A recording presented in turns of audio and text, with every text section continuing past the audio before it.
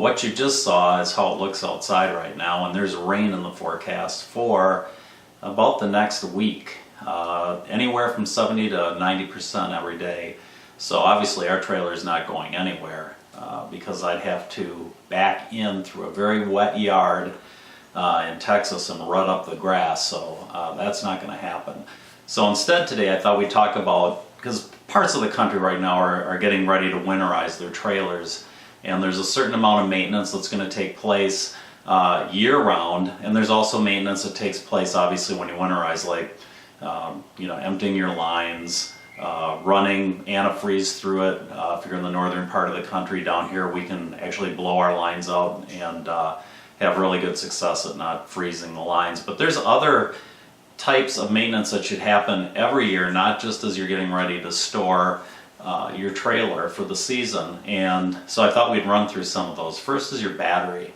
So you should always be, at least a few times a year, taking those caps up, looking at what the water level is in your battery, and adding distilled water, and make sure it's distilled water, because other water is going to have contaminants in it that is not going to be good for your battery life. You'll actually destroy the battery if you start adding regular water to it. So make sure you go to the store and pick up a gallon of distilled water. You'll be glad you did. Batteries are very expensive, so you don't ever want to run them down to the point where they're dead. That's the quickest way to ruin a battery. So when you're not using it, either have it on a charger or disconnect it, but I would never let it sit for very long. I don't think that that's going to do your battery any good, and certainly you're going to be frustrated when you go to get your trailer and you've got issues. The next thing is the air conditioning. All the air conditioners should be checked periodically, and depending on the amount of camping you're doing. Get up there, remove the cover, pull your filter out, look at it, clean it, put it back in, and also yearly you should be checking the bolts that hold the unit tight to the roof. There's a gasket in there.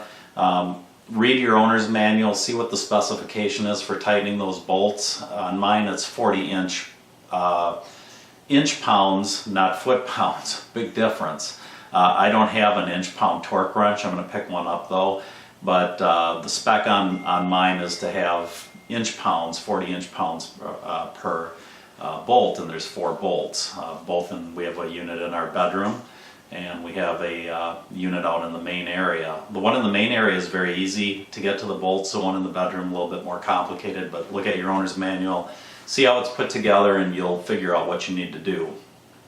The next thing would be your wheel bearings. They should be done yearly, probably. Depends on how much travel you're doing.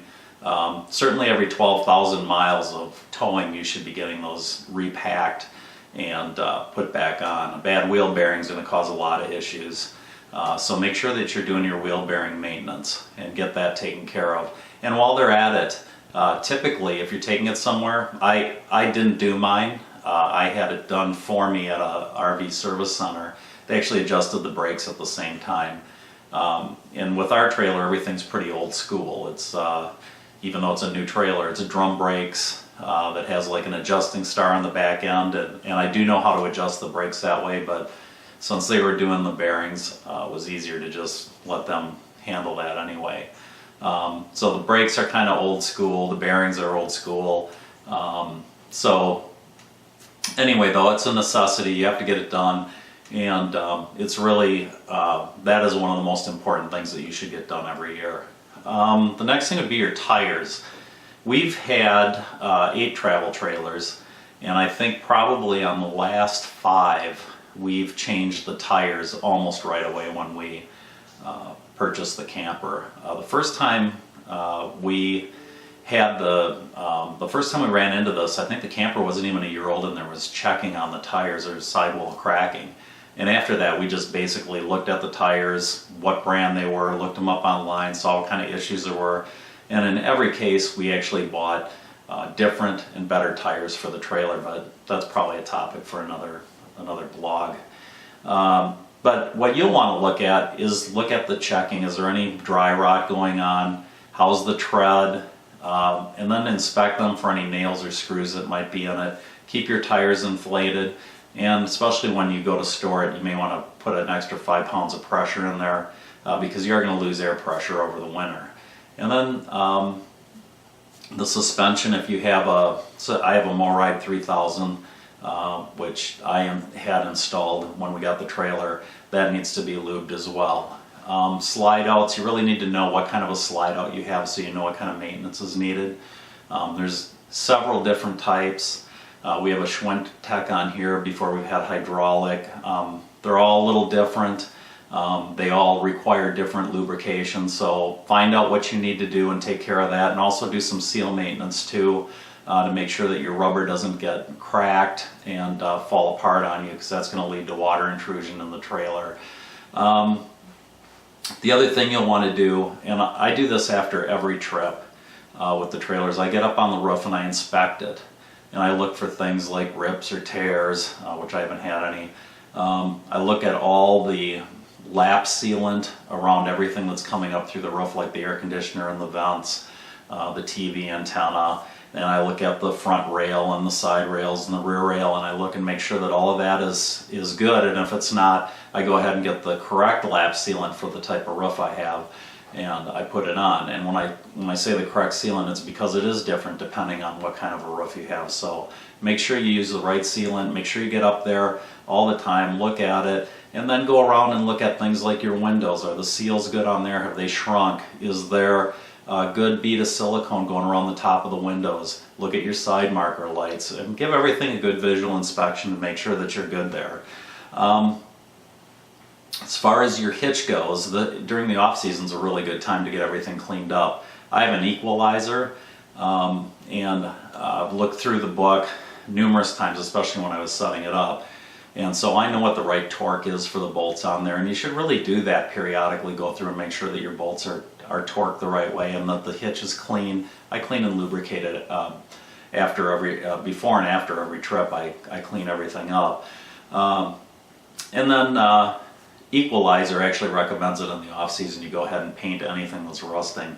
I haven't had to do that yet because I really don't have any rust. So for me, it's basically cleaning it up and making sure that everything's torqued the right way. Next, we get into things that are really typical about winterizing, as far as draining lines and everything, and I'll do a separate video on that when I get to the point where I'm going to have to winterize down here, which is still, we're in October in Texas, and I'm really not seeing this winterizing going to take place until probably November or December. So a few other things to consider as far as typical maintenance would be things like flushing out your water heater after every trip. If you don't pull your drain plug out, let the water run out and flush it, you have possibility for some pretty stinky water when you go camping the next time. You only need to go online and read some of the issues that people have had with leaving water in their water heater to realize it's probably a really good idea to drain it and flush it out. And there's a little wand you can buy for a few dollars online that will allow you to get up in there, flush it out. And I always leave the plug out until the next time I'm getting ready to go. As far as the propane system goes, good idea to always check those fittings. One thing I found even with a new travel trailer is the components that are on there aren't the greatest. And I've had to replace both of the connections to the propane tanks for leaking. So it's a good idea to get out there and use a little Windex or soapy water, check your fittings, make sure you don't have any leaks. And if you're going to store it over the winter, definitely turn your propane off and you should be good. Short of, just the winterizing stuff, the stuff we talked about before should be done on a regular basis. Always look at your owner's manual and go through what your manufacturer recommends for timing on a lot of the steps. If you don't do it, there's certain things you don't do while you're under your warranty period. What you're going to find out is the manufacturer is going to say, we can't warranty your rig anymore because you didn't stay up with the maintenance. So always follow what you're supposed to do according to your manufacturer and you should be good. If you want more information, we've got a lot more detailed steps on our site at traveltrailernation.com. So Until next time, safe travels.